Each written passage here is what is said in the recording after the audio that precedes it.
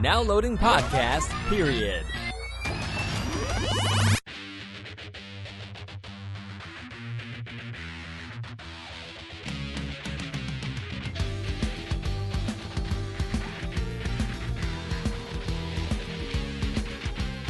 Hello, everybody, and welcome to Podcast Period, the internet's stupidest podcast.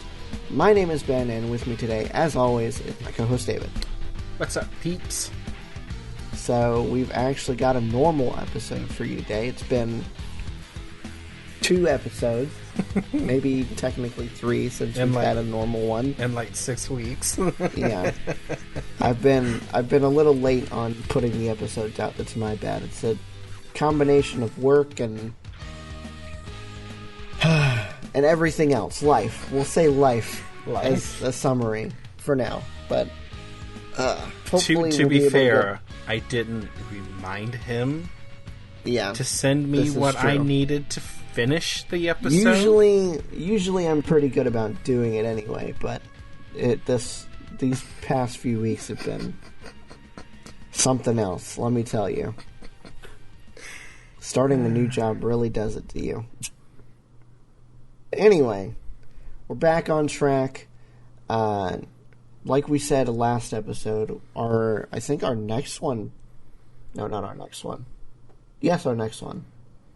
Our next episode will be our 21 Pilots album review, the Scaled and Icy. So, be excited for that. But for now, we're going to do a regular episode. We've got a ton of articles, mostly tech-related, from around the internet, aka Ars Technica, because that's the only website that supports it. Dark mode when you're not logged in. Anyway, thank you, Ars Technica, for doing that. And thank you for having such good reporting that we can go through and pick the pick of the litter, as it were, on these articles. So, anyway, we've got that. We've got some discussion topics, or a discussion topic, I suppose, a pretty broad one, and then crap ton of trailers. So, regular episode. Let's get into it. Our first article is kind of a follow-up to one that we did a while ago. I can't remember the episode number, but I know we specifically talked about it because I did a Photoshop with this phone in it for the thumbnail image. Microsoft Surface Duo has been put at 50% off, so it's gone down from $1,400 to $700. Oof. Now, the big question for you, my good friend, would you even pay $700 for this? See, that's the thing. I mean, it looks fine, but I have to ask myself, do I really want and or need a foldable phone? And if I'm being completely honest with myself, that answer is 100% no. The concept I've always thought is cool, but I don't know. I'm not rough on my phones by any means, but accidents happen, and I feel like if I drop this thing, I mean, you're not going to find a phone case or a screen protector that fits the damn thing. So if you drop it, it's done. I've been very lucky with this one. I haven't even put a screen protector on this phone. It's just straight up screen and the case. And I've been good. Of course, the case is raised, so that helps a lot too. That does help a lot. I don't know what it is about it. I think it was a bad batch of screen protectors, honestly. I've never dropped a phone and broken it. I did accidentally roll over my new phone after visiting him, of all people. I'd just gotten it, then went and changed the oil in my car and didn't realize it fell out of my pocket. The screen was face down on the concrete, rolled over it with my big heavy self, and because it was face down on the concrete, there was some kind of pebble that pressed up into the screen, hit the screen protector, cracked the screen protector, and then proceeded to crack the screen on my phone. Oops. So that one didn't save it, but I don't think it could have, just because of what I did to it. But then I've cracked 2 more screen protectors on this device. but not the screens. But after I used that last one from that particular package, and I had to get the one that you ordered the last time because I had cracked it at work that day, and it's like, could you order this for me? Because I don't know if I'm going to get it in time before I have to be down there, and I didn't want to be that long without it, given that I had just cracked it somehow. I don't even know how I did it. Like, I didn't drop it or anything. I just pulled it out of my pocket, and there was a crack in it. I was like, okay. But none of them have cracked since, and that was well over a year ago. So I think it was just a bad batch. Probably. I would be so afraid to use this without a screen protector. Oh, though. yeah. Like 100%. this phone? I'd break it. That's the main reason for me wanting to stay away from foldable phones, like, at all. Exactly. Like, the Z Flip is cool, the Razr, the new Razr is cool, but there's no way to protect the screen. I mean, granted, normally when you're carrying it around in your pocket or whatever, it's going to be folded, so the screen is going to be protected anyway. But there's always the chance that, because, I mean, everybody's done it. You're holding your phone and you, like, maybe fall asleep or something, or you accidentally mishandle it. I've done that. And it falls. Yep. It falls. You know, it's a part of life. Or you're holding it above your face and you've dropped it on your face. I've done that. Usually nodding off. I've done that, but I don't normally do it because I usually hold it on my side or watch it while I'm on my side instead. Yeah. So I don't like the sensation of my phone hitting my face and then waking me up. And then waking you up. I've done it though. But then, you could drop it and then it might not land on the pillow or the bed. It might fall onto the floor. And if you got hardwood floors or tile, then, well, I mean, poof, you're done. Yeah, this thing would be done for. It would be gone. You wouldn't be able to see the screen through all the cracks. No, I'm with you. You know what? I don't know if sometimes if I'm ADD or not. I would fidget with this and open and close it to the point of breaking it from fatigue. Yeah, I probably would too. Honestly. Just knowing myself, I would do something like that. Oh, yeah, because I used to do that with my flip phone all the time. Uh-huh. I'm pretty sure you saw me, because I had a flip phone for the longest time before I ever had a smartphone. And even then, my first smartphone was a piece of shit, so... Anyway, we're besides that point now. Yeah. Yeah, I don't think I would buy this. Like, if... I feel like it would have to be 75% off. I was going to say, cut it in half again and get it to $350, and then would you be okay? Yeah, I would probably $350. I could see myself doing that. Okay. Maybe. I don't know. Okay.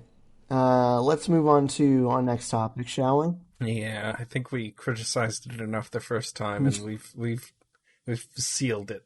The coffin has been shut. We've definitely nailed the coffin on that one. Alrighty, so our next topic at hand is, it's going to sound like it's late to the party just because you're going to hear this after the resolution has been taken care of. But no, it's kind of the nature of this show. Yeah, exactly. Unfortunately, we're going to be, if you're getting the latest news from us, you're way behind.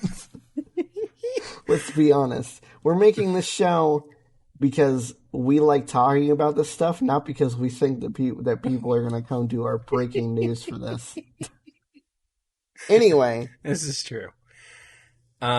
So, and did you actually hear anything about this after I'd mentioned it to you, or were you guys largely unaffected?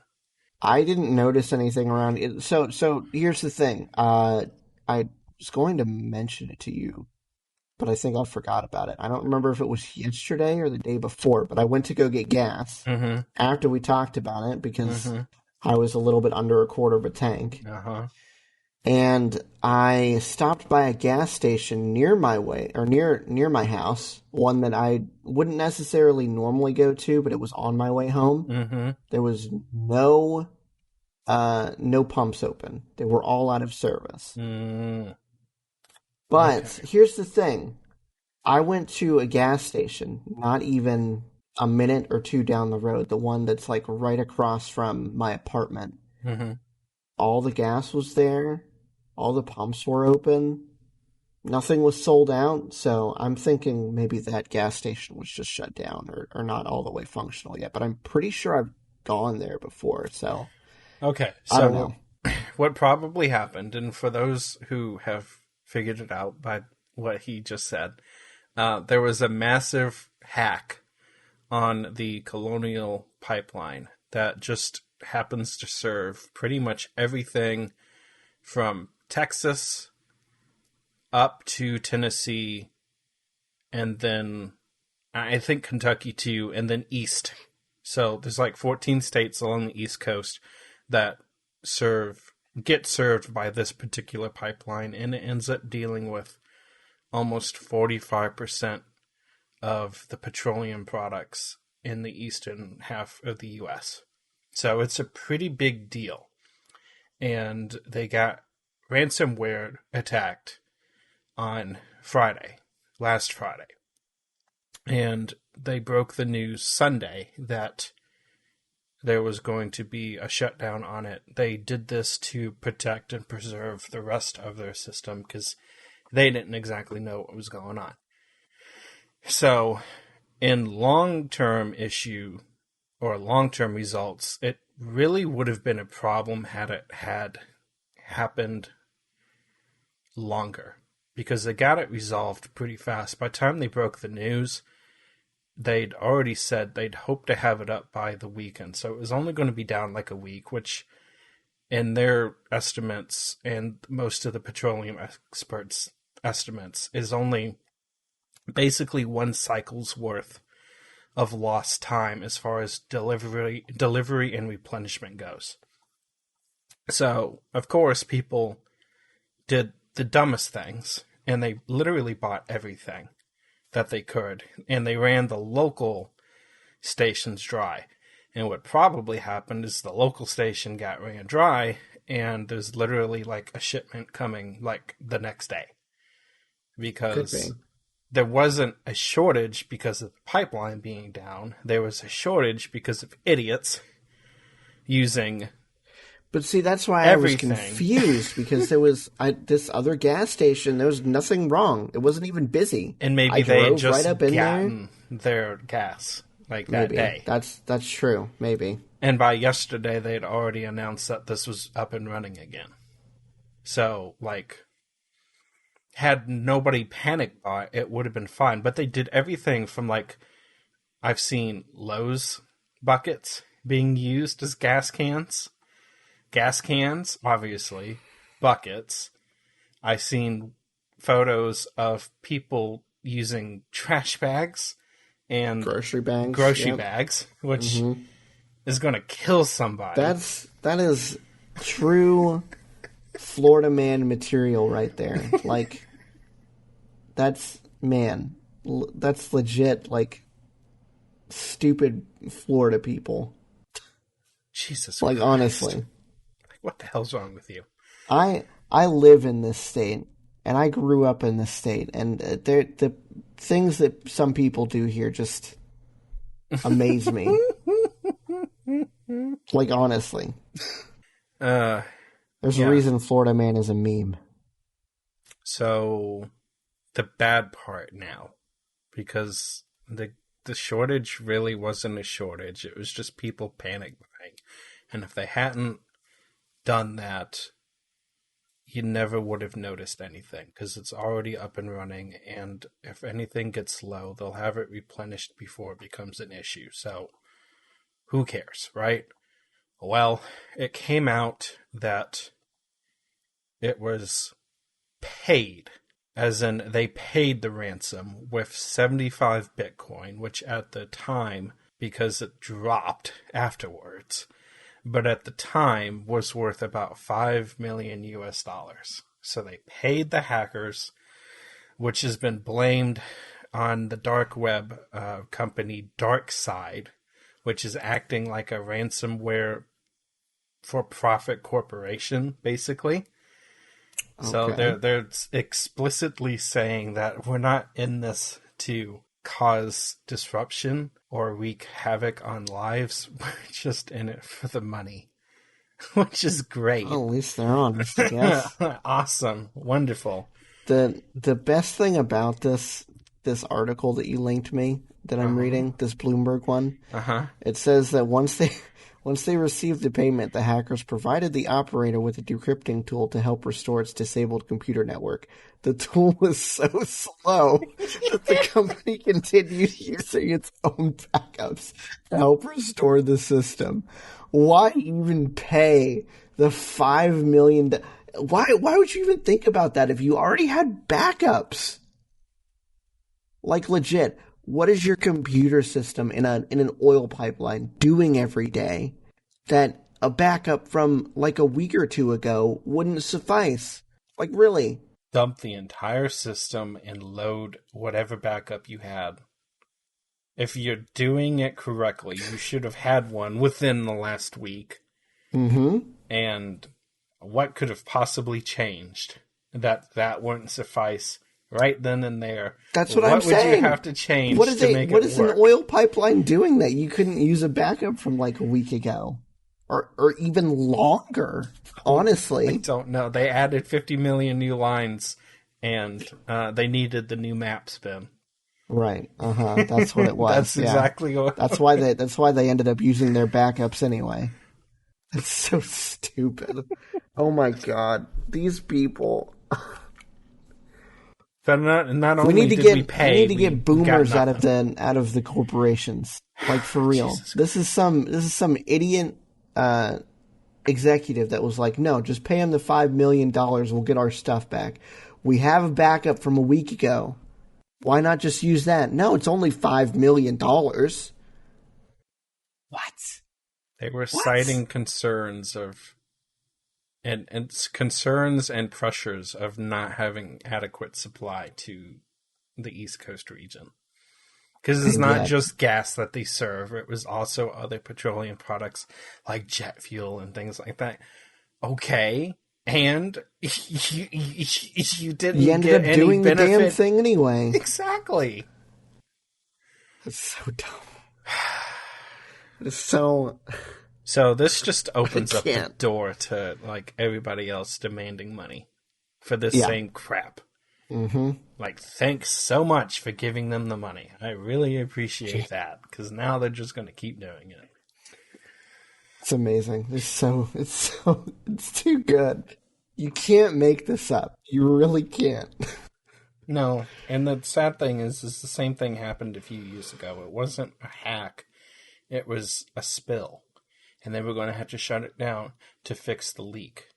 And people did the same thing then. I'm pretty sure you were up here at that time, too, the last time that we had idiots in our area buying all the damn gas. Mm-hmm. Probably. Like, come on. Whatever. It's done. It's over with. I filled up Monday before I heard about this, and they were already out of Premium and Plus. Thank goodness I didn't need it. And then I go and fill up today, and everything's back to normal. Even the sign was funny. The sign said diesel is back. It's like, well, okay. That is beautiful. Oh my god. Help us out, please. So, beyond that stupidity, let's move on to some other... I don't know if I would call this stupidity, because it's honestly a decent question. So, GitHub has reversed their takedown of the reverse-engineered GTA 3 and Vice City code. Honestly, I don't know why Take-Two would care that much, considering they sell... What are these games now? Like 10, 20 years old? Something like that? Something like that. Has to be. And beyond that, this is reverse engineered source code. So it's not like this guy hacked into Take-Two or Rockstar and copied their source code and then posted it on GitHub. This is a legit reverse engineering of the original source code. Which is legal. Exactly, which is 100% legal. But you also have to think that it's still something that's copyrighted by Take-Two. So you have to wonder, yes, the source code is legal because it doesn't contain any code originally used by Take-Two or Rockstar or whoever. But the GTA branding and everything is still a trademark of Rockstar and or Take-Two. So how would this fall as far as that goes? I mean, neither of us are legal experts, obviously, but I'm interested in seeing where you land on this. I'm going to apologize because I started reading and I didn't quite hear exactly how you phrased it, and I have a feeling the phrasing is important. So could you please restate your question? Okay, so the question is, while yes, the reverse engineering of the source code doesn't contain any original source code from Take-Two or Rockstar, the GTA branding is still trademarked by Rockstar/Take-Two. So how would you think that falls as far as copyright goes? Because, I mean, when you repackage the source code, you're going to get technically the same executable with the same branding and everything like that, so... I think this ends up falling into the issue of intellectual properties. There is things that you could do to re-engineer or reverse engineer the source code and get the same functionality or the same design of the game, but you end up with the same characters and you end up with the same IP. So let's say you just did it for the mechanics and then put a different skin on it. Mm-hmm. You lose that issue of the intellectual property, the copyrights of the Rockstar logo or anything else within the game. If you rebranded and repackaged it into something completely different, I'd feel like there'd be a lot less of an issue there. Again, we're not legal experts, but as far as the functionality of the game goes, I don't really see how you can hold on to their copyright claims on that and say, well, you figured out how the game mechanics work, or you figured out how our physics engine was working, or whatever it is. Yeah. Now you can't replicate it in any other game. That's kind of unfair, especially when you put in the work to do it. You didn't steal it. You actually created it on your own. But you end up... I think it's IP that ends up being the issue. Yeah. The characters and the look and whatnot. I think you're right. But at the same time, considering that he's not selling the code or anything, and it can be freely repackaged and repurposed by anybody, I would think that they would probably have... a case as far as the GTA branding goes, like we were saying, but everything else, there's nothing they can do. I mean, unless they can prove that he did something like that, which clearly he didn't. Yeah. I also think at some point you'd have to look into and take into consideration artistic freedom. Yeah. And things like that. Like, at some point, that sometimes can go around copyright claims and whatnot, free use rights and things like that. This isn't a for-profit work. This is let's just say it's a creative artwork. Yeah. At some point, you lose the copyright claim to that. It's kind of like the Super Mario 64 PC port that came out like a year ago or something like that. I actually have it on my, not this computer, but on my laptop. It runs amazing. I mean, it's what, a 25-year-old game at this point or something like that, but it's crazy how good it runs for that old of a game on, such new hardware and everything. Yeah. And it's widescreen, and it loads insanely quickly. I feel like if they're using the source code or the reverse engineered source code for stuff like that, for like, if there's a way, if there's not a way that you can get it, like a Linux port or like some obscure or a port to some obscure platform that nobody's developing for anymore, then go for it. Whatever. Obviously, the whole point is you're not going to be selling it, so Yeah. I'm all for it. I think that's cool, and I'm glad that GitHub kind of sided with this dude on this. Yeah. The article does say that Take-Two hasn't.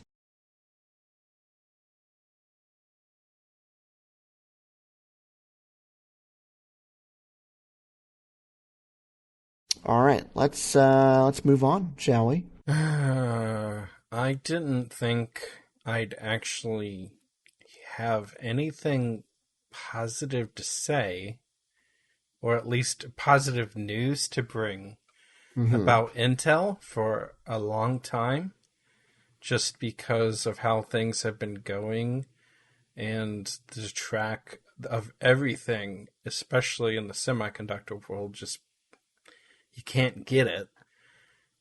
This is actually interesting. They're claiming, now this is claims, there's been no independent reviews or anything like that.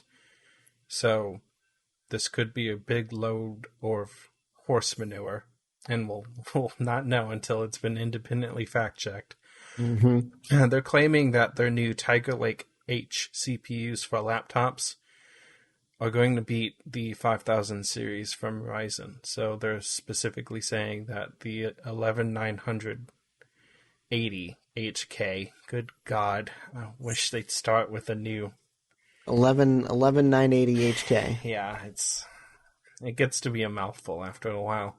Is beating the Ryzen 9 5900HX by 11 to 26%, which isn't necessarily peanuts, which is what we've been seeing, at least. I mean, a 25% improvement is quite a bit. I mean, that's I don't remember how big the jump from the 900 series to the 9 series to the 10 series for Nvidia was. That was a pretty big jump. That had to have been more than 25%, yeah? They were, in some cases, they were like jumping up 2 tiers. Like the 1060 was basically competing with the 980. So they jumped up 2 tiers worth of performance within one generation. Yeah. So there was. Well, this isn't quite that, jump. but it's still impressive. I mean, just think of 125% of something. That's a lot. Yeah, it's nice, and you know what? It's something that they need, because oh God, yeah, they have not been able to do the same thing on desktop.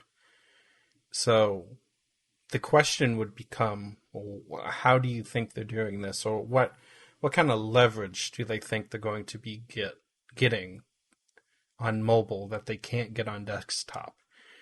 And the answer to that is simple. They finally got something on 10 nanometer. So while their new desktop series is still on 14 nanometers, which at this point for Intel is plus. Yes. Which at this point for Intel is toast. There is nothing left.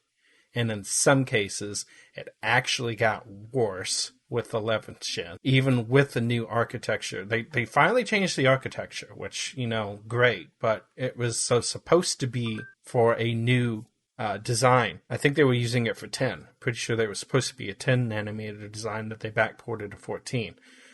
So I think it ended up hindering it more than it helped. And there's just no more room. There's no more cores. They had to lose cores, in fact. Mm-hmm.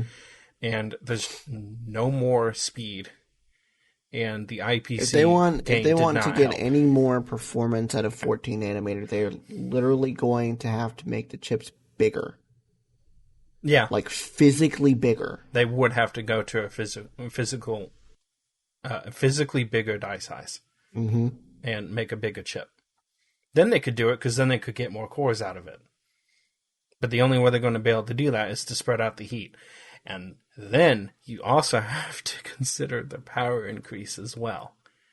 Because they're at the limit for that as well, too. So, I mean, okay, so they finally got something on 10 nanometer. It looks like it's going to work. We'll see. They're 8-core chips for the the 11980, the 11900, and the 11800, and then the i5 11400 and the 11260, all with H's at the end. Will have 6 cores. So we've got 6 and 8 core chips coming out, and I'm assuming all with hyper-threading. Yeah, exactly. And I'm also assuming that this is probably going to have their XE or whatever they're calling it, the new graphics as well. Z graphics, yeah, or whatever. The Z graphics, whatever they're calling it. Yeah. So yay, they're going to have Thunderbolt 4 and Wi-Fi 6E as well on the new Tiger Lake chips. So they're getting new features and a Wi-Fi 6 router, but yeah, well, coulda, shoulda, woulda on that. Putting the cart before the horse in this case, but yeah. Hey, at least when you upgrade that router, you'll have a device capable of using it, right? True. So, yay, they got something. Good thing I have no plans on to upgrade my router anytime soon. I have still not upgraded to full gigabit routers in everything in my house. I only have the one. The other Wi-Fi router, which doesn't really act as a Wi-Fi router. It does, because there's certain devices at this end of their house that are obviously going to get a better connection. None of them are going to benefit gigabit Wi-Fi. So it's just running 100 megabits, which is perfectly fine for 4K streaming anyway, so who cares? Yeah, exactly. The main router supports the computers. They have the full gigabit to it to support our internet speed, and that's all that needs it.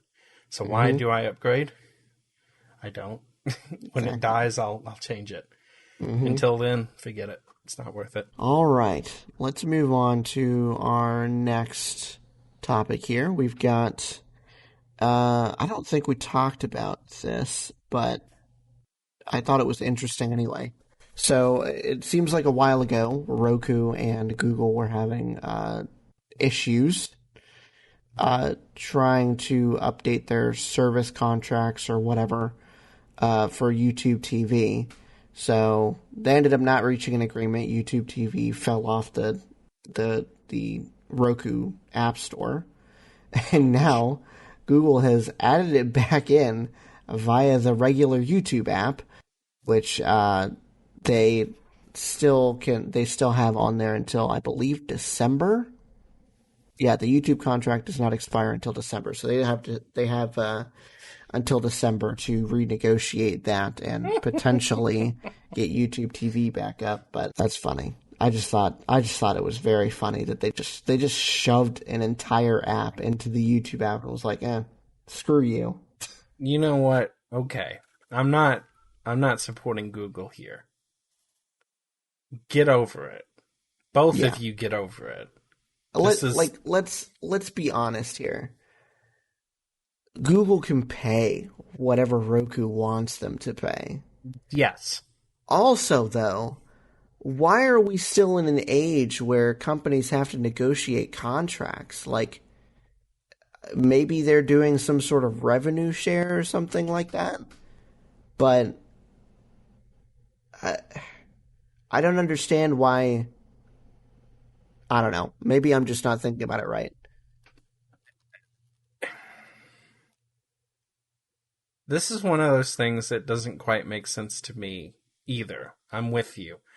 I always associated these contract things with, like, cable channels. Yes. And I'm assuming that this is a relic and an ongoing thing from the bygone era. Not that it's gone yet, but the classic bygone era of cable networks being the conduit to provide the TV networks a conduit to those customers. They have to funnel their services through something. They can't broadcast it on their own. CBS or TNT or whoever. Some of them broadcast on their own and some of them don't. They have to have a media to get to their customers. The cable companies were that media. Is this leftovers from that era? Like, it goes through the internet, so it's not Roku that's having to host it, but is it because it's on their platform? Is it like maintenance things that they have to do to support That's the only thing that I this? could think of, like, that it's on the platform, but I don't even see what maintenance they would have to do. Like, I would feel like it would be on Google to make sure that everything is updated and then it works correctly. That would be my take, too. I also just don't think there's a reason that YouTube needed to have a separate YouTube TV app, either. Like, it's kind of BS. I mean, I can understand where you're coming from, because it would be nice just to have one app. You know, you download YouTube, you sign in once. If you happen to sign up for YouTube TV, you just get this extra option unlocked. Yeah. But I think there's also people that don't want to have to open up one app just to get to another app. You know, if you want to go watch YouTube TV, maybe you don't want to necessarily have to go through YouTube and click that one or two extra buttons to get to YouTube TV, you know? That's a fair assessment. I agree with you. I feel like the one app solution would be a little bit better, but I can also see a legitimate argument for the other side. Yeah, I can too. I get it. And I will say this, they did do a good job of distinguishing the color of the apps as well, at least on the Amazon store. The YouTube TV is a black square, and then the regular YouTube is a white square. So they're color oriented differently, and it's not that big of a deal. And whatever, I get it. But I just love how they just went around them, like you said. Like, oh, screw you, we'll just do it another way because we can. So you don't want to play ball, then fine, we'll just cut you out entirely. I love the free devices threat. Like, that's... Oh, yeah, that's hilarious. That's like, okay, Roku, you don't want to play by our ball? We'll just sidestep you entirely. We'll give them all a Google Chromecast or some BS. Or whatever it is that they're threatening to ship out. Oh, okay. So if you read further down in the article, it looks like the biggest reason for the rift between the two is this codec that Google's trying to use on YouTube, and I guess YouTube TV as well. So it's a royalty-free video codec that would save a ton of bandwidth, but you have to have the right hardware capabilities in order to do that. And I think maybe that Roku doesn't necessarily have that hardware built in on all of their current stuff. I'm sure on the higher end stuff they would have the hardware necessary, because I mean, you're paying upwards of what, $60 to $100 or something like that, depending on what you bought. But I could see it being maybe a little bit more iffy on the stream stick or whatever. Yeah, we've had this issue, and we've had this discussion before with Roku devices in particular. There was another, I can't remember who it was, but there was another thing that was going to have to stop running off of older Roku devices, and I think it was because of a hardware issue as well. They just would not be supported anymore. I can't remember what company it was. I feel like it was maybe Hulu or something like that. I think it was Hulu or it was Netflix. One of the two, yeah. It was one of those two. So that's, you know what? That's an issue that... That's just an issue of eventually you're going to have to replace your hardware. Yeah. It's just... It sucks when it's one company that's forcing a change. It's not like it's an industry-wide standard that everybody's got to move on. This is the new thing. The video codec says it's supported by Google, Apple, Amazon, Netflix, Microsoft, Samsung, Intel, Facebook, ARM, Hulu, and a ton of other companies, is what the article says.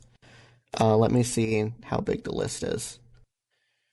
Oh, well, if Yeah, that's the there's a case... ton. There's a ton. Huawei, Nvidia, Mozilla, uh, AMD, Adobe, Hulu, like I said before, VLC, Vimeo, a ton of companies. Samsung, ridiculous amount of companies. Hmm. Well, crap. I don't know. I guess it just depends when and how fast. Like, if Yeah, you've had one for 5 years and you paid $40 for it, you got your money's that's worth the out of it. thing. I wouldn't feel all that bad for people who have had the same box for going on 5, 6 years. I mean, yes, it sucks to have to buy a new thing, but let me tell you, here lately, Roku has made migration between things so easy. So I had the streaming stick before, and then I got a Roku TV for our bedroom. And once you sign in with your Roku account, it downloads all the apps and whatever accounts that it can sign into for you, it does. Like my Hulu account was automatically signed in. Mm. And then when I got this new Roku out here, did the same thing. Same thing. Very easy to set up a new one. So I will give them that they have had it. They've made it so easy to move on. It's not even funny. Okay. Well, then I give them points for that because Amazon And doesn't like I do that. said, their newer stuff probably already has hardware support for it. They're probably just more worried about the people because not everybody's going out and buying their top end box. No. And not even the fact that that's not where their main supply line at this point is anyway. I think they're getting most of their money from ads now, but even still, if you're more than likely, if you're buying a Roku, you're not necessarily going out and getting the top end thing if you don't have to. Like I got this one because I wanted it to be 4K Mm-hmm. because my TV is 4K, so Yep. that'd be kind of dumb not to do that, but Mm-hmm. I mean, if you're still rocking a 1080p TV for your bedroom or whatever, just get one of those $30 streaming sticks and stick it in. Yep. Can't blame you, not at all. No. Can't blame you at all. And you know what? And some of them have actually gone to the point where they're putting the... Amazon did this. The original 4K Fire Stick has not been updated since 2018. So it's a 3-year-old design at this point. They redesigned the regular Fire Sticks, and I think they came out with a new one called Fire Stick Lite.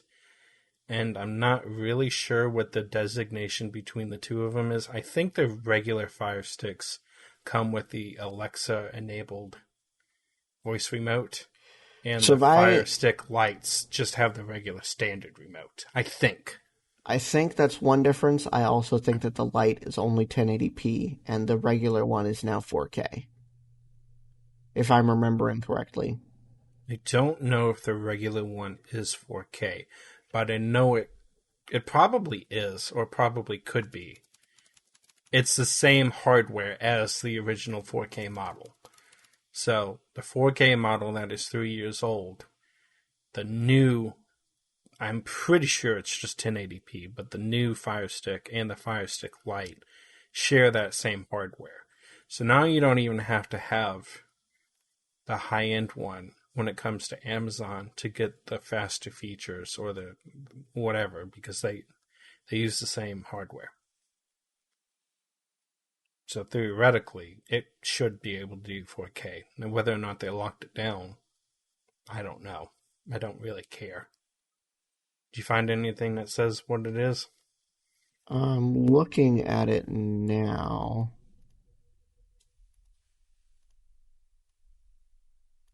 Knowing them, This it's is locked down to 2020 1080p. release. Yeah, 2020 release is the new one.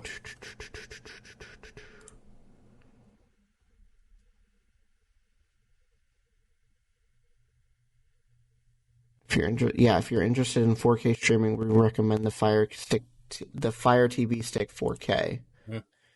So I suppose the Fire TV Stick 3rd gen.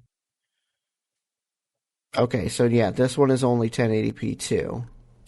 And then the Fire Stick 4K, which is apparently the same design as 2018, is the only one that does 4K.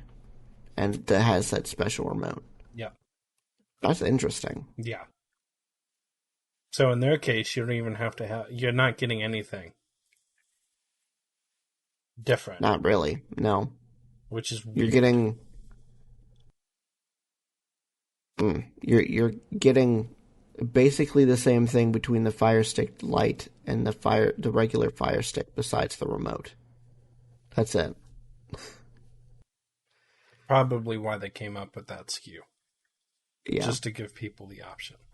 Because they're very proud of those dang Fire Stick remotes that have the Alexa integration enabled. Because those things themselves, I think, cost almost the same amount as the Fire Sticks do.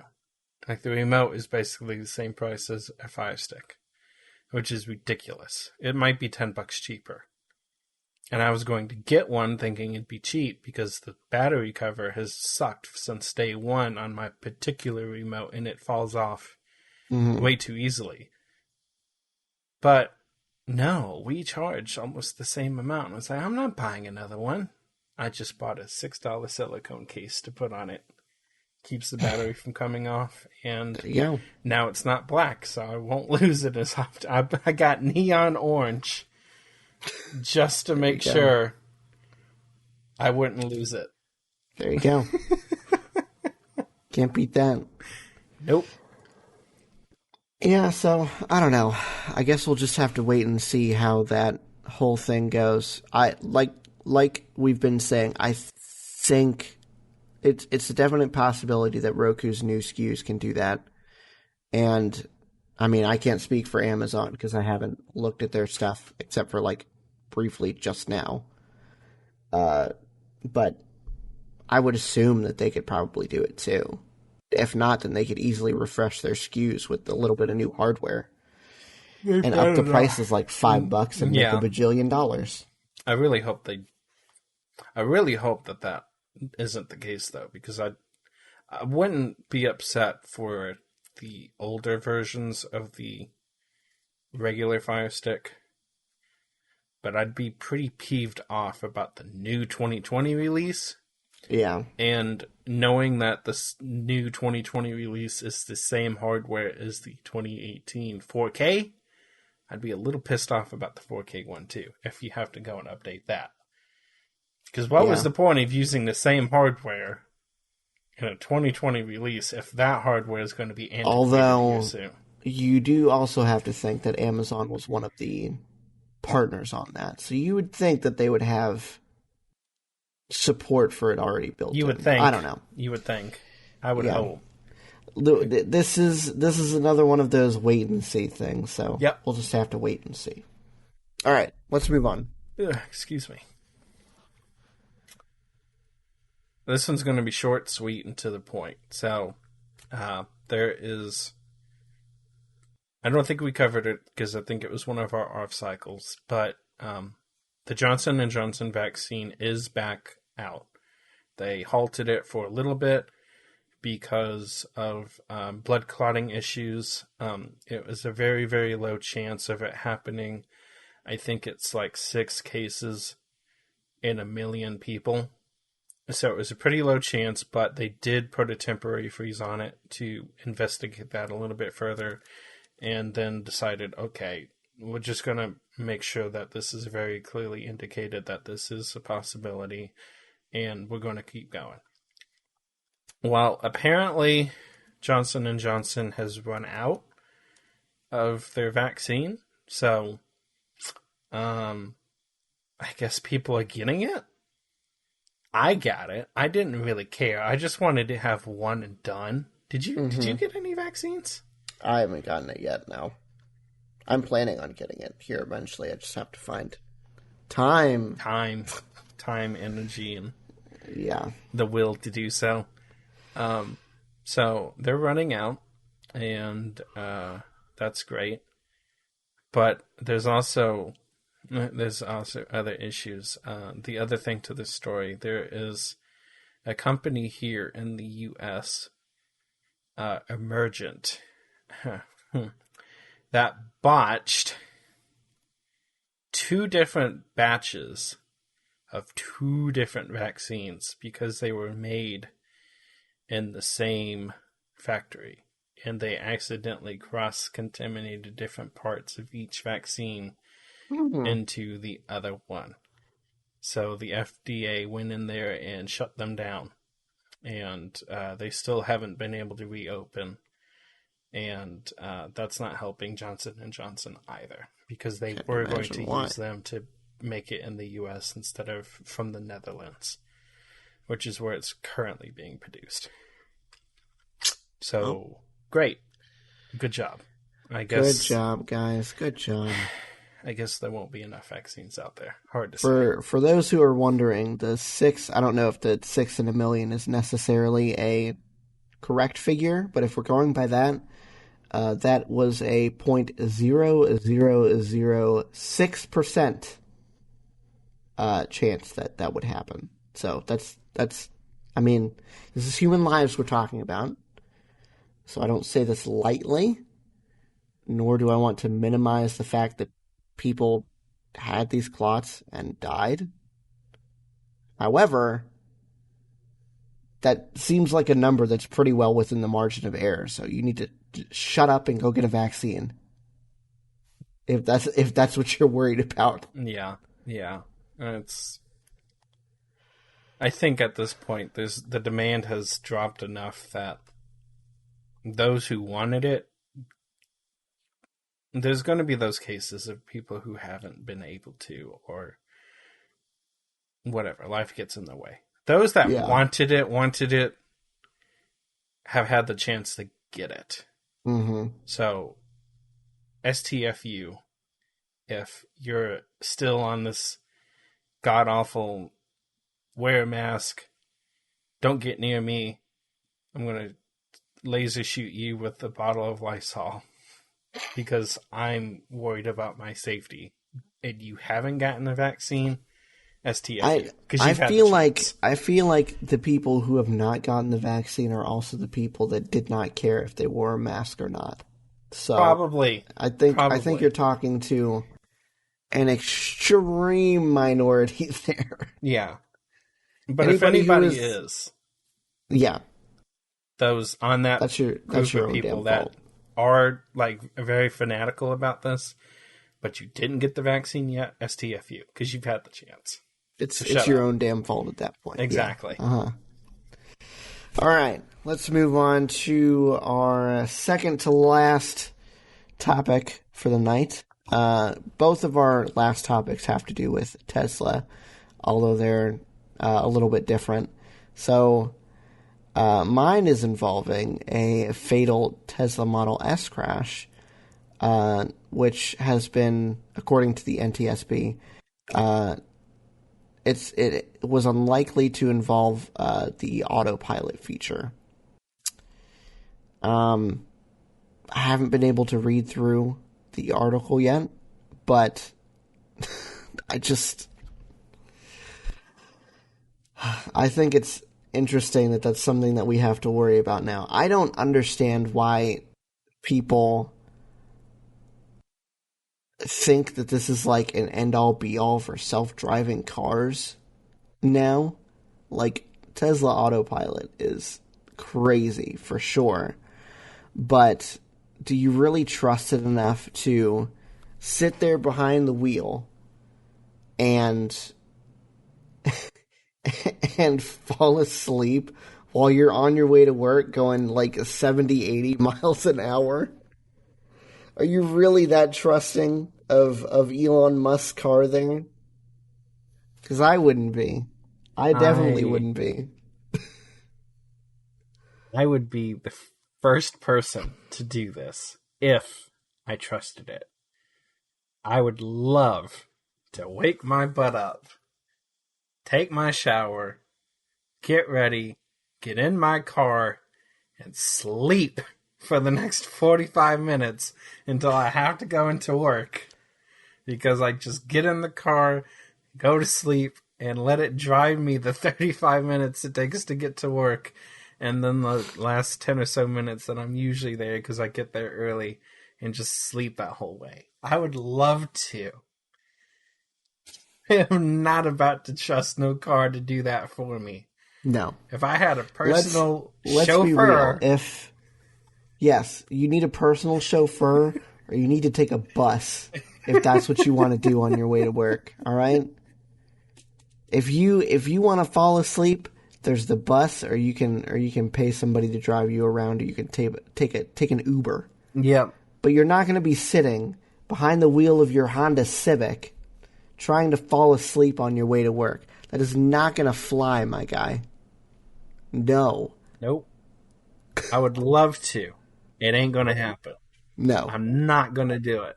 Be the first person that would if I actually trusted this nonsense. It's not going to be anytime soon that anybody can do that. Like, for real. I mean, no, and it like I said, me. The feature is cool, but there's also safety nets built in so that you can't necessarily do this, like necessarily fall asleep. So reading the article, it doesn't necessarily say that that anybody was asleep at the wheel. I don't think. It says that a driver and a passenger entered the car at the owner's house.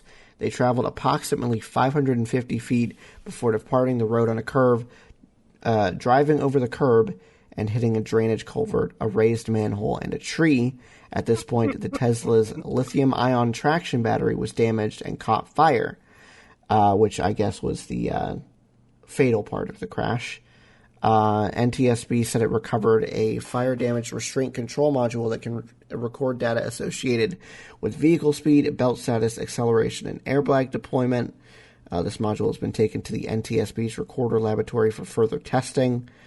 Although this specific Tesla Model S was equipped with autopilot, the NTSB investigation so far suggests that the driver-assisted system was not active.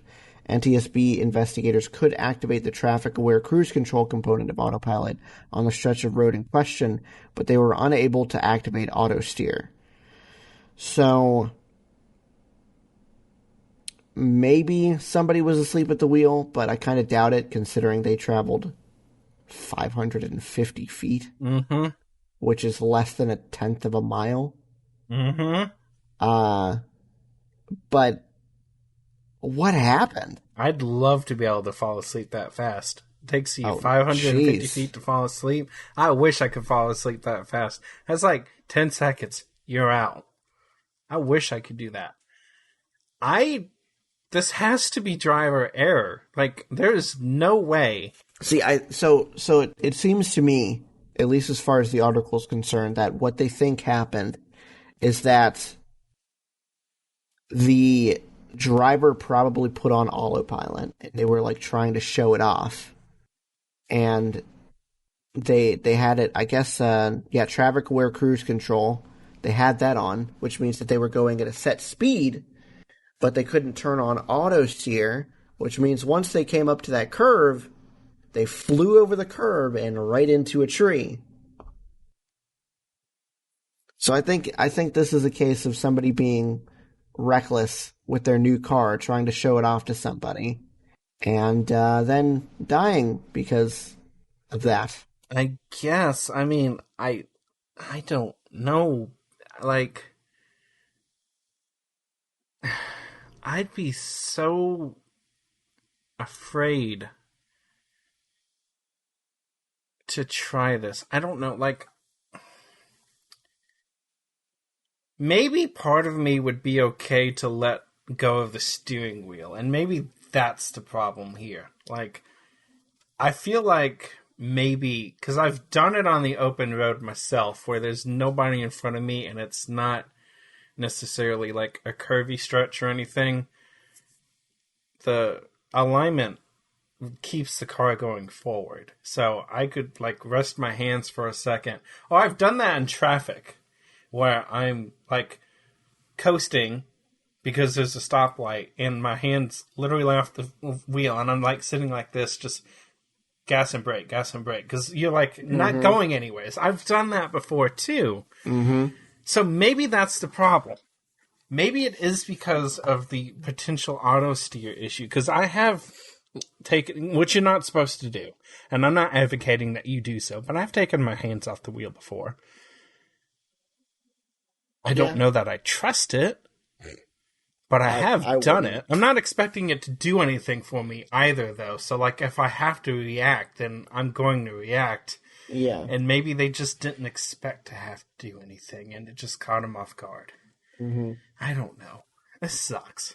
Yeah, it does. I guess this is another reason why I wouldn't get autopilot, because the damn thing would just kill me it's when I another least reason, expect it to. It's another reason for electric cars to be in the far future for me. Not right now. I'm good. Yeah, I don't necessarily like the idea that they were just going that far down the road. They couldn't have been going that fast, I don't think. That it caught fire because of all the damage that was caused to the underside, which just so happens to be where they put the batteries in these things, because it's supposed to be safer because of the low center of gravity. I don't know. Your gasoline engine can do the same thing. You could rip a hole in a gas line and it find a spark, and you blow up your car that way too, but damn batteries. Nothing seems safe to me with that. Well, the 0 to 60 time is 2.3 seconds. I don't know that they were going that fast, but I don't know. Conceivably, I don't think autopilot would let it go that fast, that quick. Maybe. I don't know how their system works. Whatever. I don't know. I'm not Let's doing move it. on.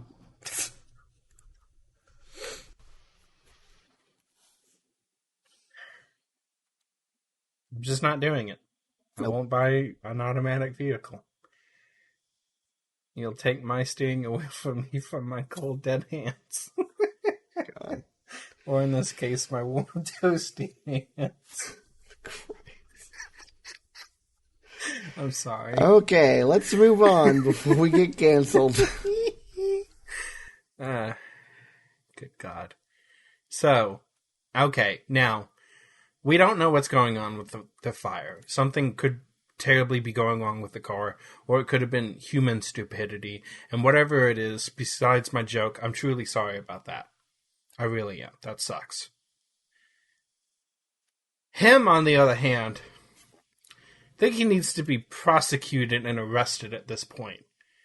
Because if this isn't market manipulation, I don't know what is.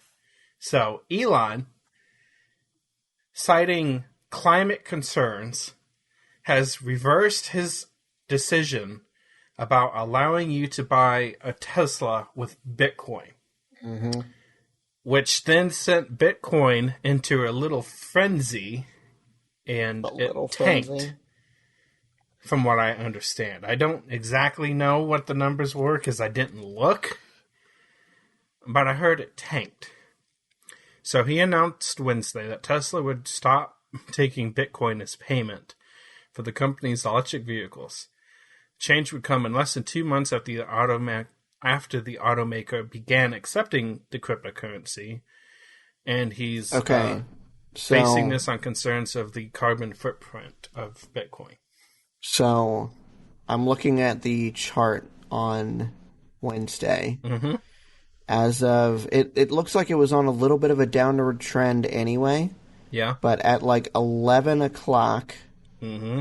you're looking at right around $55,000. Mm-hmm. And I assume right around when he announced, which looks like it was maybe later that night. Wow.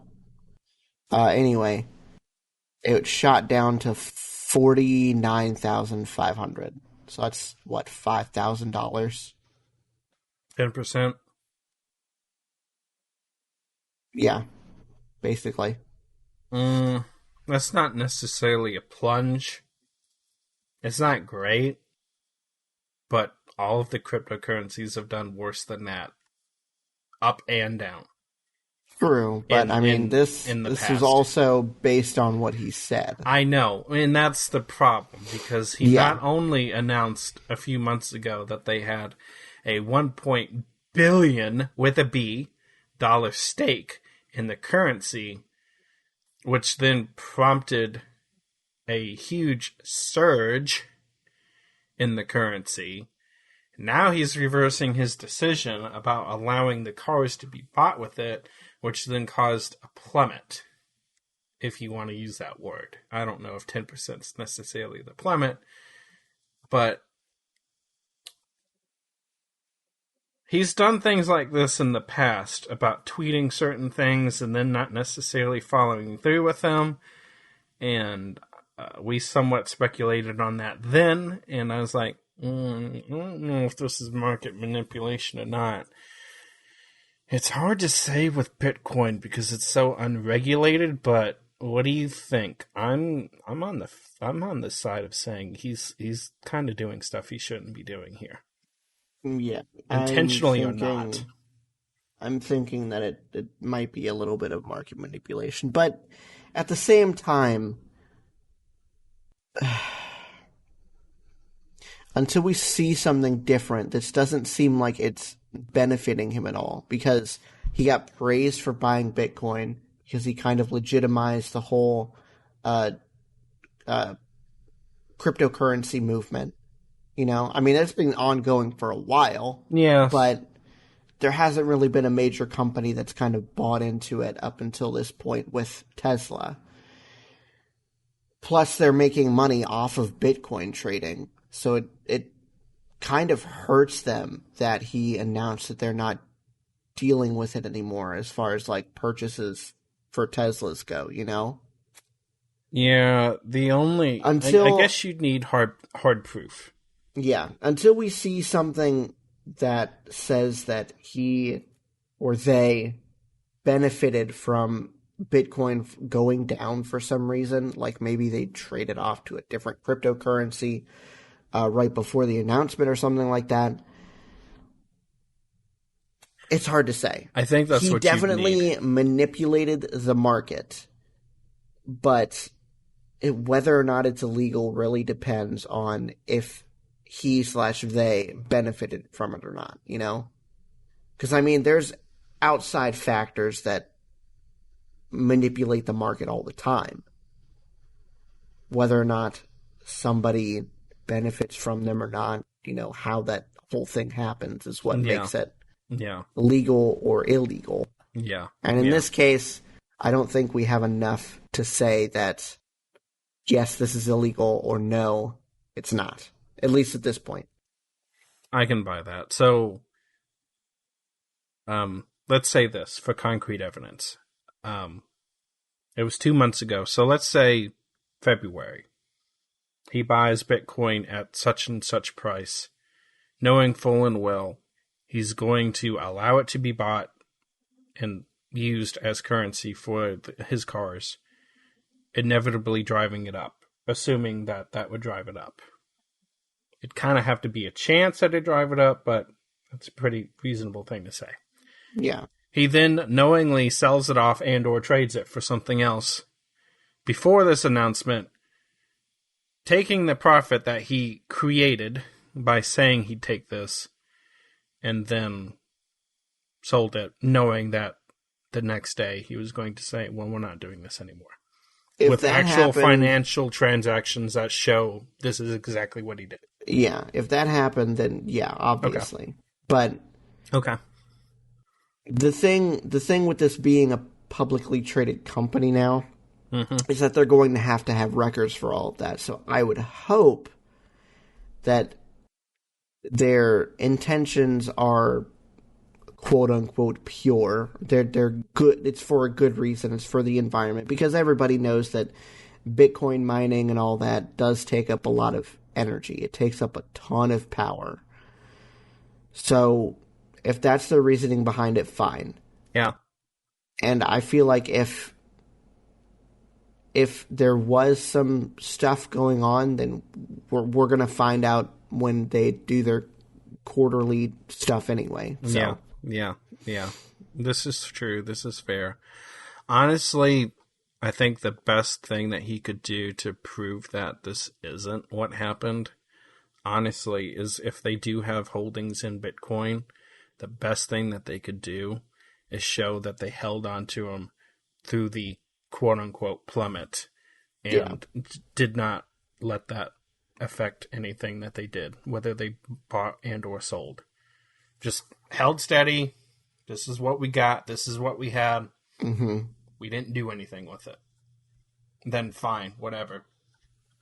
Yeah. I wouldn't put money into it anyways because it'll go up $50,000 and then it'll tank 6 months from now and it'll be back to 10.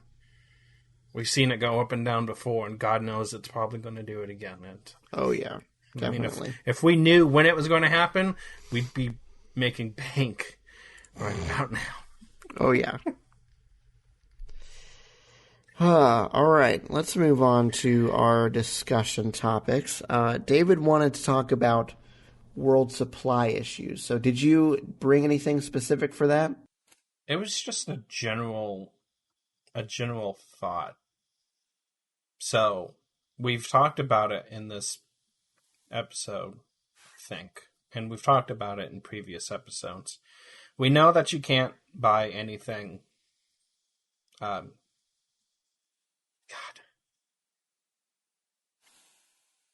What's the word? CPUs and GPUs. Semiconductor. You can't buy anything semiconductor related. Everything's in a shortage. Whether or not it be supply constraints, production constraints, just outright demand overreaching supply. Who knows? There's tons of things that you can get into onto that. And who knows if any of it's true. There's conspiracies out there that are saying that they're doing this on purpose. They're selling directly to the miners. They're limiting supply artificially. Whatever. I don't care. I'm not getting into that. But then it started having real-world effects on other things. Cars are being made. They can't make the chips to put into the cars. So they're literally sitting around on empty lots, and they cannot move because they're not completed yet, and they're waiting on these chips.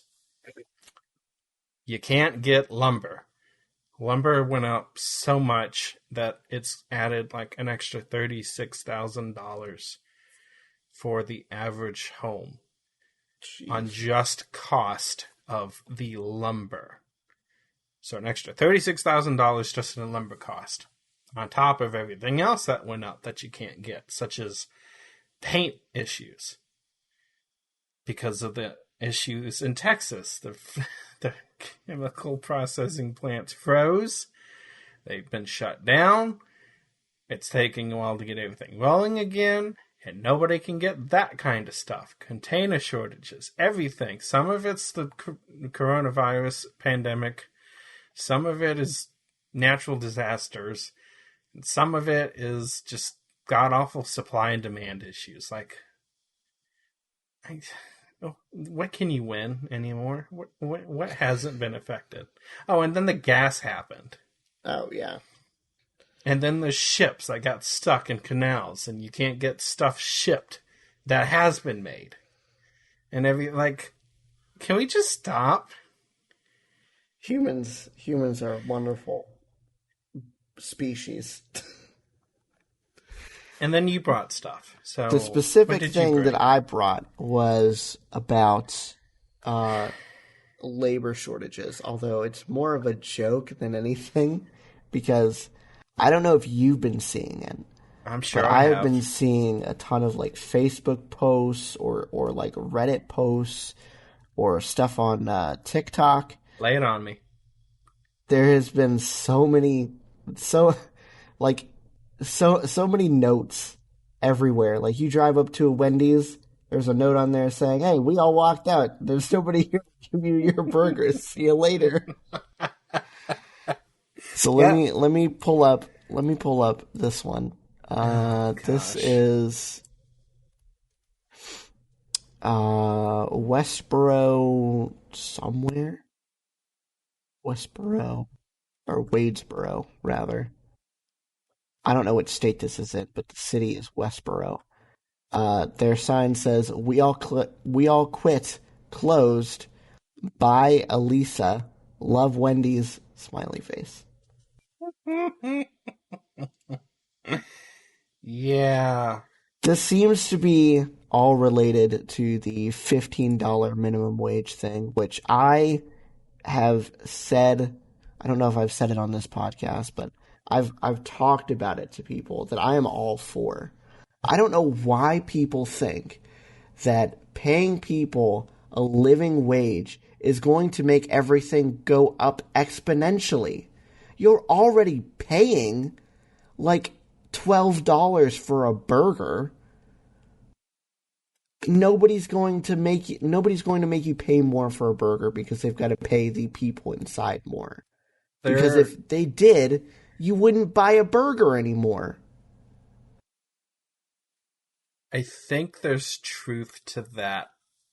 If, and this is the if. This is the caveat. If you went and took today's, because what you're taking is today's minimum wage and you're doubling it. I think that would be the case if you did that. Had it kept up in the last 2 decades, everything else already doubled and tripled. Mm-hmm. Everything's gone up. That's what I'm saying, though. But the wages didn't. If minimum wage had kept up with everything else, nobody would want a $15 minimum wage because we'd probably be at more than that anyway. Yep. But the fact of the matter is, nobody can support themselves on, what is it, $7.25 an hour for a 40-hour job? Yep. Unless you're sleeping in a cardboard box somewhere or still living with your parents, there's no way you can survive on $7.25 an hour and actually have a decent quality of life. Let's be honest. You can't even do it with 12. And I'm hard-pressed to see where you can do it at 15. And I say this as somebody who is 2 cents short of the $15. I'm currently at $14.98. And I only have one expense that I shouldn't have if you wanted to go down the, well, you're just not financially sound and you make stupid financial decisions route of the argument. A car payment. Okay, fine. I'm sorry. I had to get a freaking car because the one I had didn't or wasn't going to make it another few years before I could buy one outright with cash. So, okay, I got a car payment. Big whoop. If I got rid of the car payment right now, at my current take-home pay, because I actually save for retirement, I actually pay for my health care, so don't go down that road either, because I'm doing everything else you're supposed to do. I'd be taking home $1,400 a month. Take home. After everything else has been taken care of. Where am I going to get a house or an apartment for that kind of money and still be able to put food in my belly, put gas in my car so I can go back to work and continue the cycle over and over again? Cheapest rent is like $1,200 to $1,400. You're going to be finding a 500 square foot shit box in the middle of nowhere. Yes. That's what you would get. And I mean, yes, it is a place to live. Granted, that's nice. But does anybody really want to live there? No. No. Should anybody have to live there?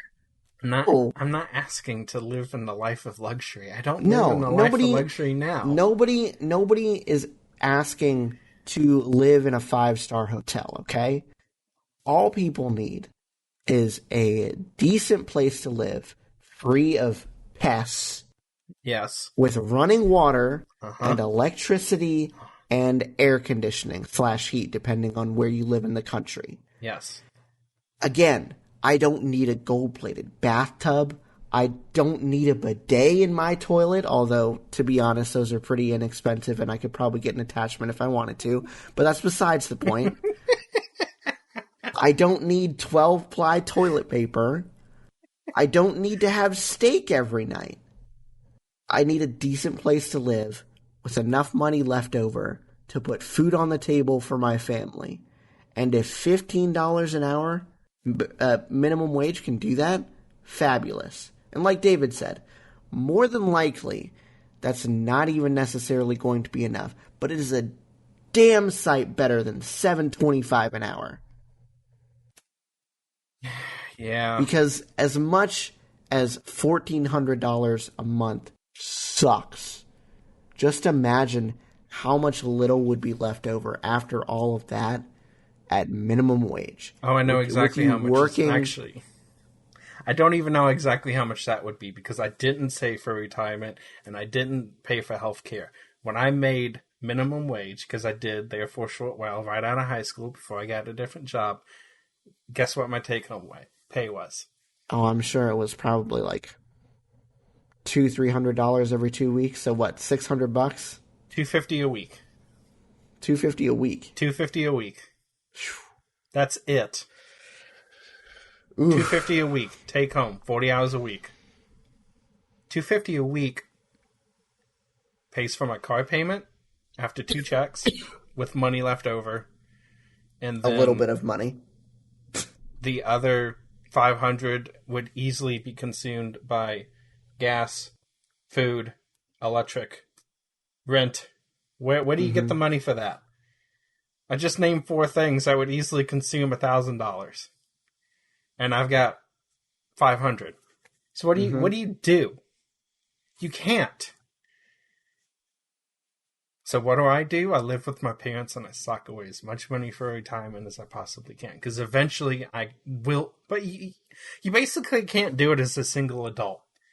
Yeah. And I don't even want to get into the conversation of single adult with kids. The only reason I am living, especially now with the job that I have now, the only way that we have been able to survive is because my wife also works. Yep. If she was stay at home, we would be SOL. I mean, we wouldn't be SOL. We would be living with her parents again, which it was fine. It was a living arrangement, but it's not something that I want to do again. Okay, we'll put it that way. I very much enjoy having my own space with my own family to do whatever. Okay. Yeah. I'm not asking to be able to walk around the house naked all the time, but do I want to spend every moment not at work with my in-laws as much as I love my mother-in-law? Honestly, you'd have to work 2 jobs anyways to even have a chance. So you wouldn't have to spend much time with your family because you'll always be at work. Problems with them. That's probably true, but still. Yeah. No, thank you. So the labor shortage is real, and honestly, okay, some of it is because of that. Some of it is just because they're getting paid more on unemployment than they would be at a job, which, okay, especially fine, right now, yeah. That's part of the problem, but honestly, that's 2 problems. Part of it is too low of wage. The other part of it is the government did that on purpose. Mm-hmm. You shouldn't have made it as high as you did. Those who lost their job because of the pandemic that could have found a equivalent paying job and or better, that still haven't done it because unemployment is higher, it's kind of on them. It's kind of their fault. And I think they're the ones that are somewhat the problem. Yeah. But then everybody should honestly, be paid a better wage. Let's be real. If you were on unemployment right now, you didn't have to work. You could do whatever you wanted to, and you still had money coming in to do what you needed to do. Would you really feel motivated to go out and find a job? Like, be completely honest. After a while, personally, I would get bored, but the money thing wouldn't really be a motivating factor. If it's more money, no. Exactly. Like if I can't find a job that pays more money, no. If it's a job that pays the same amount of money, after a while, I would get bored out of my mind. Yeah. But if I'm getting a job that I can't, if I can't find a job and I literally get like a third of what unemployment pays me or half of what unemployment pays me, but I need that money that unemployment is getting me because I have bills, and I need that to sustain my life, I wouldn't go back to work either, honestly. Yeah. If that was the issue. I don't know, it sucks. Yeah, it does. Sucks. It's all kind of part of the same problem. You know, corporations should be paying people a living wage. And the fact of the matter is, if you lost your job during the pandemic and you're on unemployment now and you're making more than you were at your job, that's the company's fault. You know? They should have been paying you more to begin with, and there should be people out there willing to pay you more for the same job. That's just it, you know?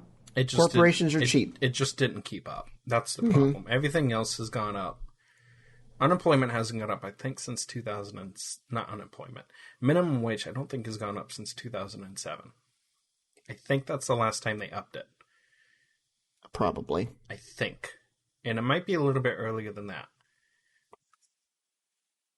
How much has everything gone up since 2007? I guarantee you, if you looked at an inflation calculator, everything's gone up at least 20-30%, if not more. What is the inflation since 2007? So if we're looking at 2007, so roughly 30% inflation. July 24th, 2009. It went from $6.55 to $7.25. So 2009, you said? Yep, 2009. So it hasn't gone up in 10 Still plus years. 25%. 12 years. So had it gone up 1% every year for 12 years, it at least would be 12% higher than it is now. If it had gone up a measly 2% every year, it would have kept up. Mm-hmm. And guess what most corporations that I've noticed are paying about per raise? It's about 2%. For the ones that aren't paying enough, quote unquote, it's about 1 to 2% a year they give you in a raise.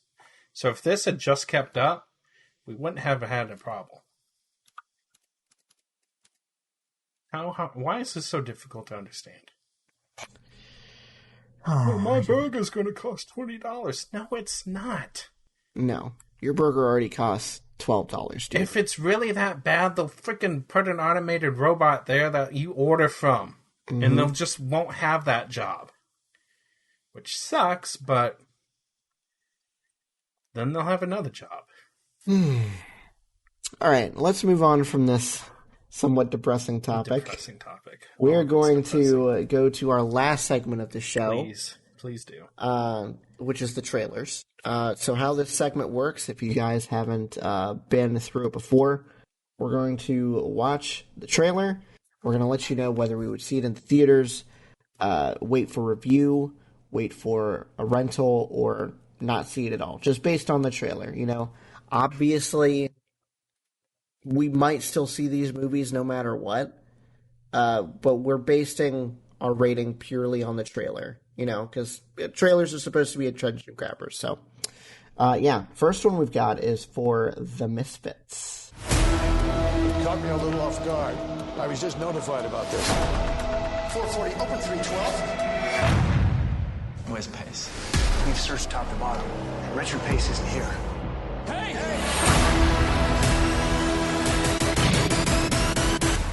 Let's roll. Let's go!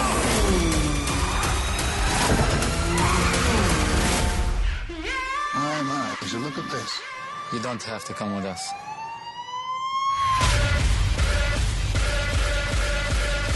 The name's Ringo. That's Violet. My man Wick over there. The con artist formerly known as Prince.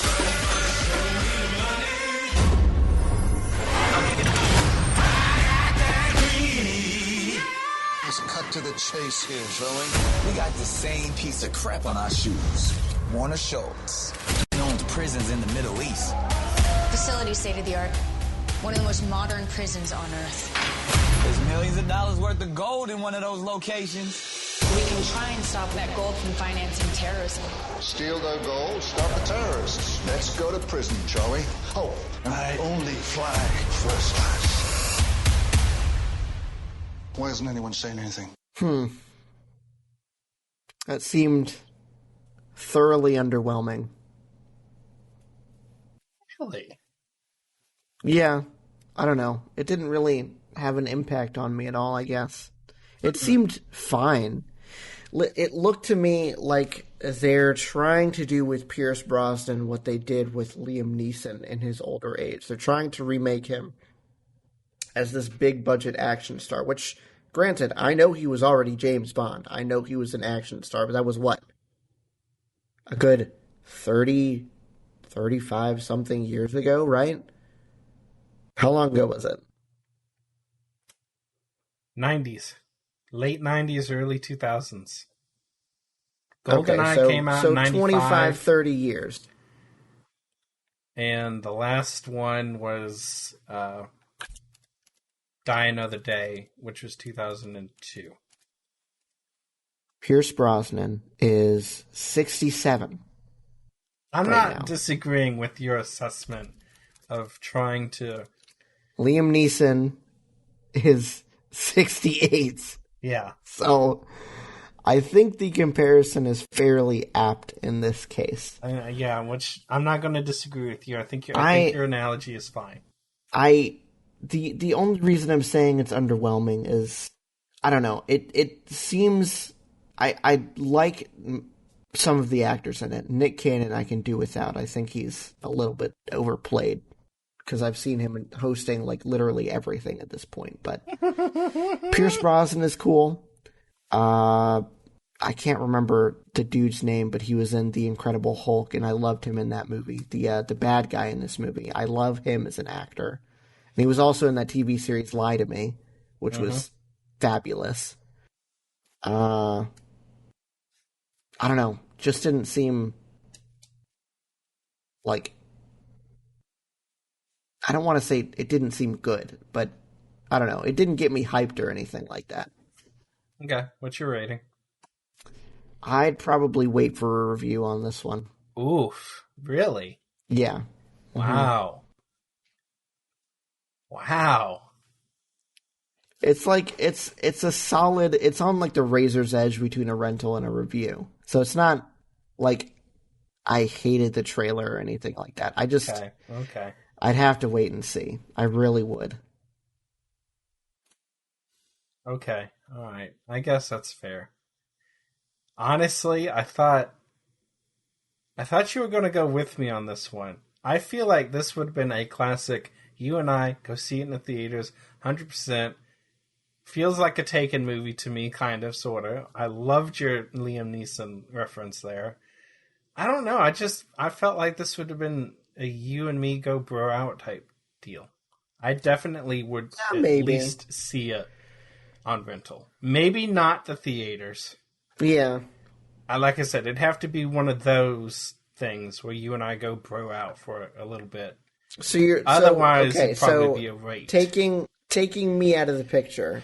Wait for you would rental. say, okay, that's fair. I could see that.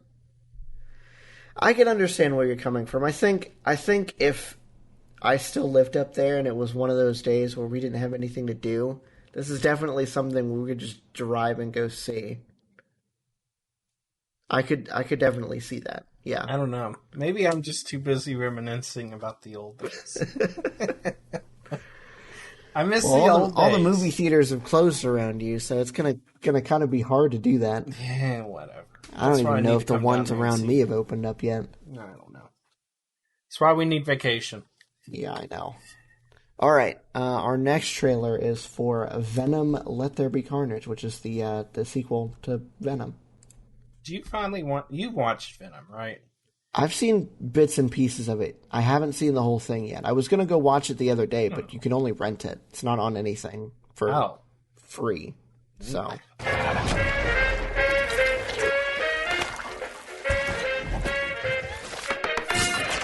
I say either. You say either. I say neither.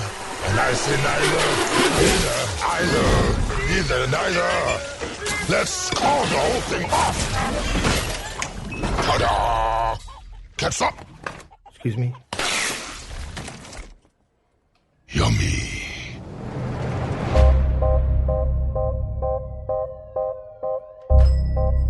Good evening, Eddie. Hey, Mrs. Chen.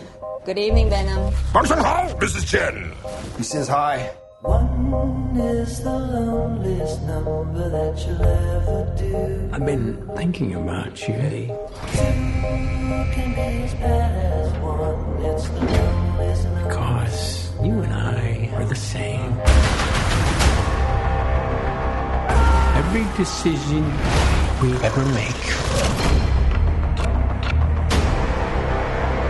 Who do we leave behind? And how do we leave them?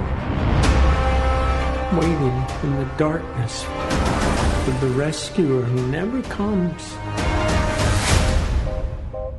Welcome back, Eddie Brock. It's been a long time. Miss you so much. That I'm excited for. I would go see that in the theaters. I still need to see the first one. And I don't know why I haven't yet, other than the fact that I have to rent it. But I'm eventually going to see it, and then I'm going to watch this. 'Cause this looks good. Especially the design for Carnage. Mwah! Yes, love it. It's got its funny moments. I'll give it that. It's funny as I'll get out.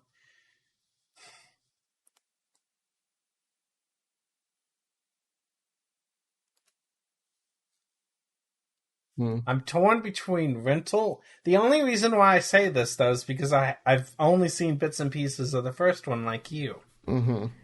So I don't know how vested I am into this. That's fair. That's fair. It's either going to be a rental or a review, but I don't know. This would also be one of those brow out moments, too. I know for sure you'd end up dragging me to see this, like you drug me into so many different things. Like all the superhero movies, yeah. Well, I mean, at some point it was more a mutual drag each other to the movies type deal. After a couple of those movies, it didn't really take long for you to get into it. What persuasion is needed anymore? Zero. Absolutely Exactly. Zero. I don't know. It looks good. I like the trailer. I don't know. Probably wait for a rental on that one. That's fair. That's fair. All right. Now we've got the second trailer for The Batman, the Batman movie starring Robert Pattinson. Don't start what you can't finish.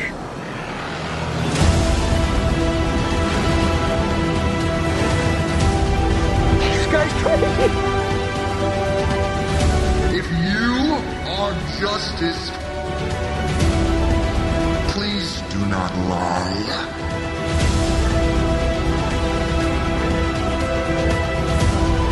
What is the price for your blind eye? Don't really know how much of a trailer that was, but my complaint exactly. Yeah, but I did like their take on the Batmobile. That looked pretty cool. I was going to say the same thing. It's like, no. I know a lot of people like the Dark Knight trilogy. The Tumbler, yeah. Mm-hmm. Okay, fine. I'll give you that. That's a badass design. But it's really, really high tech and futuristic in an almost unattainable way, sort of. Whereas this looks like kind of like classic, 1960s, 1970s, like Dodge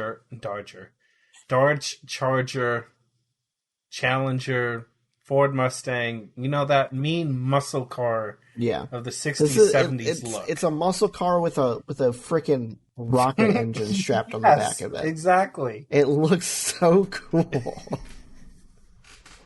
I love it. Oh man, I love it. See, I think it's going to be an interesting take because we're not seeing this Bruce Wayne who's got it. I mean, Bruce Wayne in Batman Begins doesn't necessarily have it all together. Even when he starts to become the Batman. But I feel like this take is going to be even more down that path. You know, he's still very raw, doesn't necessarily know quite what he's doing yet. So we're seeing the prototype of the prototype of the prototype for everything. You know, we're not getting straight to the tumbler. We've got the 1969 Dodge Charger with the rocket engine welded to the back first. And maybe we'll get to the tumbler eventually. But right now I'm cool with the muscle car. Yeah. I like it. I like it a lot. Yeah. Everything else about the trailer didn't really inspire me, but I gotta watch that first trailer again, because that one was really good. Yeah. Jeez.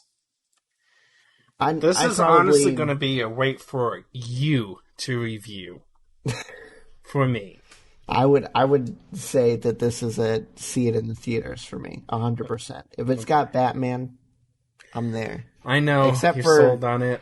Except for Superman v Batman, I guess. I couldn't bring myself to go see that.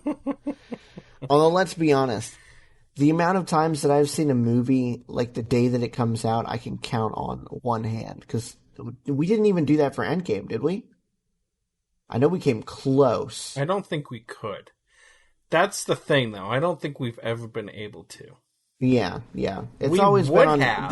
They always have those movies coming out at like midnight on a Thursday, which is such a weird time. Yeah. So, and neither of us were about ready to do that. No. I can dodge spoilers for a day or two before I go see a movie if I really want to. So anyway, yeah, I'd go see this in the theaters. This looks pretty interesting.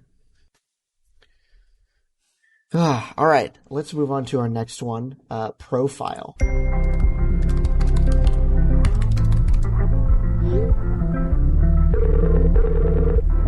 Amy, you're the best journalist we have. I need something that's going to get people talking now. I might have something. I've been investigating a story about young women being recruited by extremists over social media. This is brilliant. When I grow up. How'd you make contact? I created a fake profile, posing as a young convert to lure one of the recruiters to me. I'm going to share my screen. It's kind of hot. Do you think? The IT guys can record your desktop. Amy, tattoos are prohibited. Can you see the tattoo? No. Ready to go. He's calling. And I'm going to record it all. Assalamu alaikum, my sister. Tell me about you. You're beautiful. In the beginning, he would be testing the waters. He's a hunter, and he wants to seduce me first. I love you! Only then will he give me a guide into the recruitment process. Come here. I'll give you everything you need. A whole new life, a very happy one. You have to believe me, it's paradise. You're brave, so I admire in a man. Can I ask you what your job is? I don't want to talk about it over the internet. There's journalists everywhere. Journalists. And they've got no morals. They're vultures, you know? Exactly. You're full of surprises, aren't you? So this trailer is a month or so old. Can't believe we didn't see this before. I would 100% go see this in the theaters. This looks really good. The only thing that gives me pause to hesitate is the whole screen thing. Because of Unfriended. Listen, okay, so I'm with you. But the thing that turned me around on this whole movie in a screen genre is a movie called Searching. Okay. If you can find that somewhere, actually, let me see if it's streaming anywhere. Because we had such high hopes for Unfriended. Yeah, Unfriended. I can't remember if we saw it in the theater. I'm pretty sure we did. I feel like that's the only reason why we both saw it. We definitely saw it in the theaters. Okay, I thought we did. In fact, yeah, because we even made a vlog out of it. It just did not live up to our expectations at all. Like, we both went out of that kind of disappointed. So you might be able to find it on YouTube TV because it's not streaming. I swear it's a stupid piece of crap. It's not streaming anywhere without a premium subscription or a rental. So of course. You might check there first. It's called what? Searching. Searching. Yeah, it's very, very, very good. I so enjoyed it. Such a good movie for this screen or film on a screen genre. So that movie is the only reason why I think this one is going to be good, because Searching was fabulous. Okay. It was so good. Okay. Both of the Unfriended movies, hot garbage. Do not watch. Yes, it's Unfriended Dark Web. I don't think you saw that one, but I saw it, and it was bad. Nope. I don't think I'd give it a shot after Unfriended, though. So can't say I blame you. I don't know why I gave it a shot, but Searching is good. I would go see Searching before you give a real hard rating on this one. But for now, I'd go see it in the theaters. What'd you say? Wait for review? Yeah. That's fair. It's fair. I can, like I said, I can see where you're coming from with Unfriended. Because if I hadn't seen Searching before this, I'd be like, I mean, yeah, this looks good, but Unfriended looked pretty interesting too, and then that turned out to be hot garbage. Okay, so if we had to go by the trailer alone, and I guess that's what we should do. If I had to go by the trailer alone, I would wait for a rental. Yeah. But I'm so skeptical of this genre, period, that I'm basing it off of Unfriended. Fair or not fair, whatever, as I wait for a review. I think a little caveat with this segment needs to be, yes, we're going to be basing our opinions off of the trailer, but that doesn't mean we're not going to let past experiences with other movies not inform our decisions or our ratings on this either. So we're not going to, just because David hasn't seen Searching doesn't mean that he doesn't have the right to give this the wait for review rating or whatever, you know? Yeah. I would recommend that he go watch it, but it's not like I'm gonna know it was the thing, so I mean, yeah. But it's not like I'm gonna like run him over with a truck or something if he doesn't, you know? I think this looks good, but that's because I have the experience from Searching. David is a little skeptical, but that's because he only has experience with Unfriended, which is like what? Reason enough. Yeah, there's not very many movies in this genre yet. No. So you're gonna have limited experience anyway, but I have high hopes for it. It looked good though. I will say this. It did look good. Yeah. Okay, so we've got two more. Our next one is going to be The Protege. Most people are good. Some people are bad. But you're the rare gift. So get in and get out. You can always think on your feet anyway. Not so much tonight. We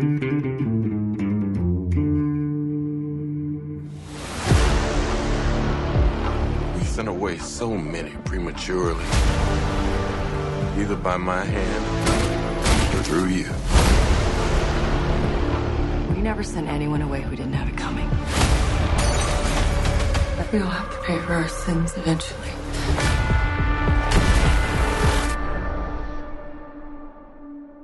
Meet you downstairs in the bar and heard your rolled up sleeves in your skull t-shirt. You say why She's not gonna run. She's gonna lick her wounds, and she's coming after us. and sniff me out like I was Tanqueray. Someone killed a friend of mine because of a contract he completed years ago. Oh, yeah? I must say, I am happy to see that Michael Keaton is in this as well. He has experienced such a renaissance with his career lately. He's been in the Spider-Man movie. He did The Birdman a while ago. He was in that movie The Founder about the whole McDonald's story. His career has been going on the up here lately. This looks good. I'm excited for this. I would probably go see this in the theater. I would 100% go see this in the theater. Well, there we go. I don't think there's any discussion needed there. I like the actors. The trailer was good. It had its funny moments. It drew you in. It captivated your attention. And it looked like a damn good movie. So, done. There we go. All right. Our last one for the night is for Those Who Wish Me Dead. Why'd they put you in a fire tower? Well, I'm just lucky, I guess.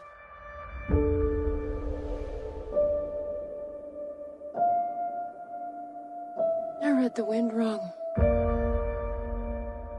I should have gone to them. Then you'd be dead too.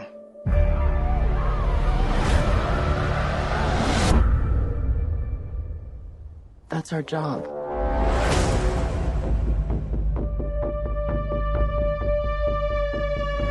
Hey! Stop! I'm not gonna hurt you. I want to see where the blood's coming from. It's not my blood. You in trouble?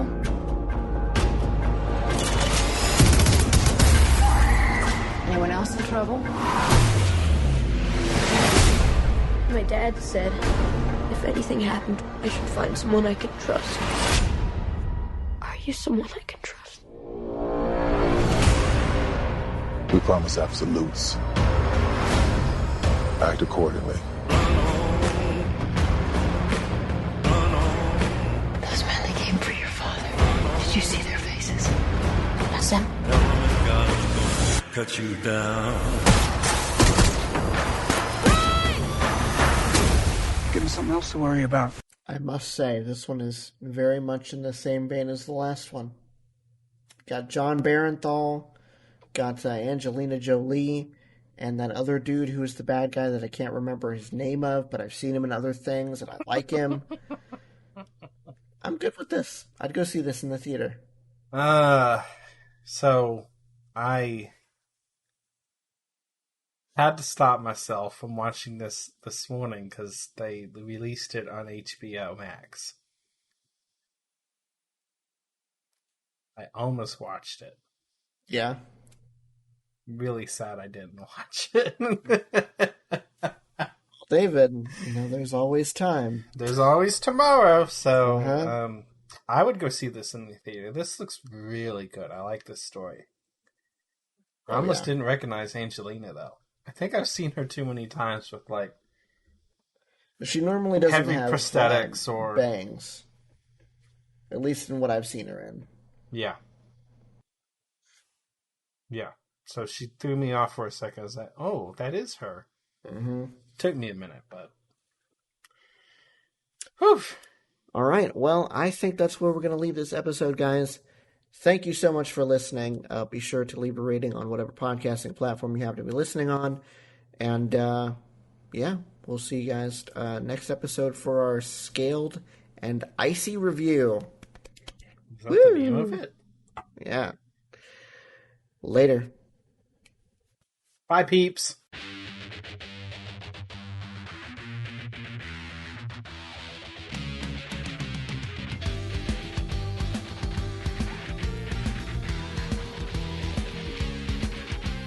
Thanks for listening to this episode of Podcast Period. This episode was hosted and produced by Ben, co-hosted and edited by David. You can contact Ben on Twitter at BenPlaysVidges. That's Ben Plays, VIDYAS. And you can contact David on Twitter at Car6by16. If you'd like to chat with us about any of the topics on this episode, you can hit the show up at Podcast Period on Twitter, or shoot us an email at podcastperiodpodcast@gmail.com.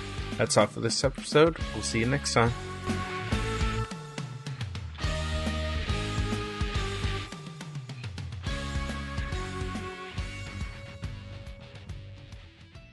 This was a Nerdgasm Podcast production. Well, that was another in a long series of regrettable life choices. Served at nerdgasmpodcast.com.